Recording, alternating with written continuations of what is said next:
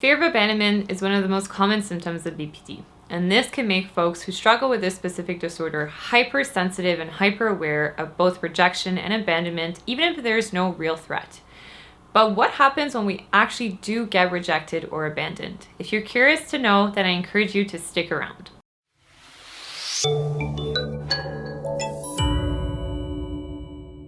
Hello everyone and welcome back to my channel. For those of you who are new here, my name is Kayla and I'm a registered psychotherapist who releases new videos every Monday about all things BPD and mental health. So if that sounds good to you, be sure to hit the subscribe button down below as well as the bell notification up top. Just as a reminder that these videos are for educational purposes only and are not a replacement for real psychotherapy or for professional mental health services. So without further ado, let's get into today's topic, which is rejection when we have BPD. Rejection or abandonment is unfortunately, for most people, not something that we can avoid in life because you at some point in time have probably had friendships that ended, relationships, work relationships, whatever that looks like. It's really hard to avoid any type of real rejection or abandonment. And we know for those who struggle with BPD that this can be particularly difficult because we tend to have these core concepts about ourselves that we're unlovable, we're inadequate, we are fundamentally flawed as people. And so when we do get left, it hurts that much more. You might also be someone with BPD that was left by a primary caretaker in your childhood. And so we're always looking to avoid those situations that really hurt and traumatized us when we were little kids. As I mentioned though, it's not really something that we can avoid at all costs in life. And so what do we do when we actually do get rejected? Before diving into the actual skills, let's firstly talk about how to determine which skill to use. I like to describe to clients or individuals, imagine that there is a thermometer from 0 to 100. When we're in the 0 to 30 zone, we're in the green zone, and this is where we would use the core mindfulness skills. This is a state that usually we're feeling pretty relaxed. We might have more access to our cognition to be able to reason with ourselves, to check the facts. So in those moments from 0 to 30, we would use mindfulness skills. When we're from 30 to 70, we're getting into the yellow zone, and that's when I would recommend to use more DBT, emotion regulation skills, checking the facts, doing opposite actions, those kinds of things. And really when we're from 70 to 100, this is the red 911 zone. This is where we want to use those DBT distress tolerance skills. That's the place where I like to start because usually when we get rejected or abandoned, initially, we're probably feeling really shitty. We're probably feeling very overwhelmed. And so that's a good place to start. If that's not where you're starting, that's okay. Just as long as you can sit with yourself and kind of analyze along the spectrum. Am I in the 0 to 30 range, 30 to 70, or 70 to 100? That might give you a better indication of what skills and tools to use. And so the first thing that I would recommend, the first tool or category would be to focus on doing DBT distress tolerance skills. Primarily starting with the TIPP skill, which is something that I have spoken about in the past. TIPP stands for temperature, intense exercise, paced breathing, progressive muscle relaxation. I will link a PDF in the show notes down below that gives more information on the different categories. But the point of the TIPP skill is to calm down our nervous system, our body, to help to calm down our mind. And the point of distress tolerance in DBT is simply to live with that experience without making it worse. When we get rejected or abandoned, there might be this overwhelming sense that we need to act impulsively. Maybe that looks like self-harm. Maybe that looks like getting into risky sexual relations, engaging in dangerous behaviors. And so we want to just manage without making it worse, without harming ourselves, harming our lives, or doing things that might have meaningful and deep, impactful consequences on ourselves. And so focusing on the TIPP skill, it's about calming the nervous system down, doing a bottom-up approach, calming the body to calm the mind.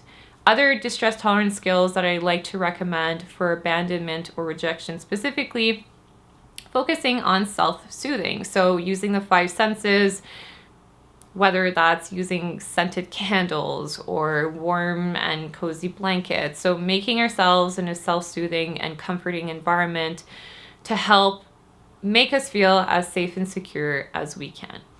The last component of distress tolerance would really be the accept skills. So acceptance of reality skills, radical acceptance specifically means accepting the moment, the experience that you're living. It's not agreeing or liking it, but it's seeing it for what it is and turning the mind towards our values or actions that are effective in life. And so distress tolerance, DBT, would really be the first place to start if we actually do get rejected or abandoned. We want to really focus on safety and just not making things any worse than they already are. The second thing that I would recommend if you do get rejected or abandoned would be to focus on self-compassion. Self-compassion is really critical in these moments because there will be that natural tendency to blame ourselves.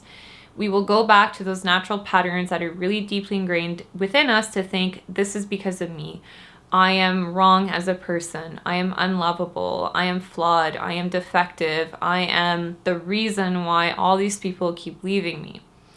And when we go into that really dark place, what happens is that we go into these shame spirals, and spirals are really tricky, difficult emotions to navigate, especially if in those moments we're feeling really alone. And so self-compassion can help to break this egocentric perspective of, this is only happening to me because of me, and I'm the reason for all the suffering, and I'm the only person on the whole planet who is experiencing this. And it steps away from this arena of I and moves us to the collective with others to recognize the fact that we're not alone in our suffering, that these are common experiences, and knowing this wisdom that those who do have BPD struggle with rejection and abandonment. And if this is something that you're struggling with, then there's probably a lot of other people who do have BPD who are experiencing similar pain and suffering when they are left by individuals in their life.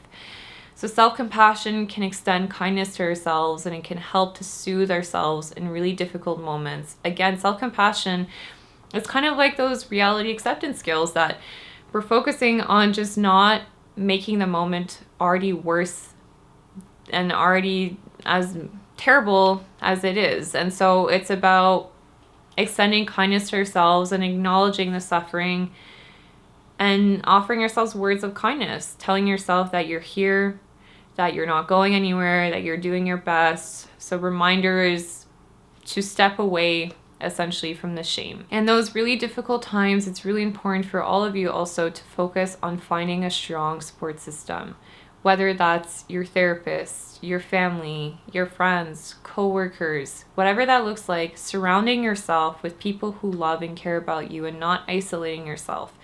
Being rejected and abandoned is a really painful experience, especially for those who do have BPD. And the natural tendency in those moments when we're vulnerable and hurting is probably to close in on ourselves and shut out people from our life and want to be alone in this experience of suffering.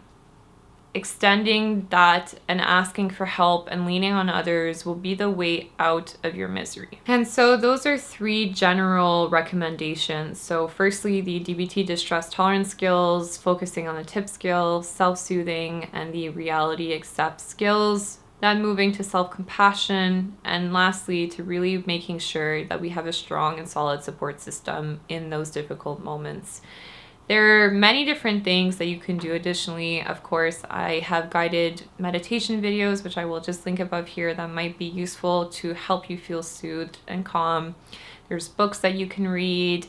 There's counseling or coaching that you can consult. There's support groups. There's many different things in those moments. However, we want to make sure that we're able, and then we have the capacity to self-soothe ourselves and to be there for ourselves in those difficult moments. And self-compassion is a great place to start and to show up so that you can really be with the experience, not rejecting or avoiding it. Because when we deal with grief or loss or hurt or rejection, the only way to get through those things is to get through the experience and to let yourself live those feelings. On that note, if you found this video useful, leave me a comment down below. I always read and respond to all of them. And thank you so much again for taking the time to be here with me today. I wish you all the best week, and I will see you next time for another episode of On the Line.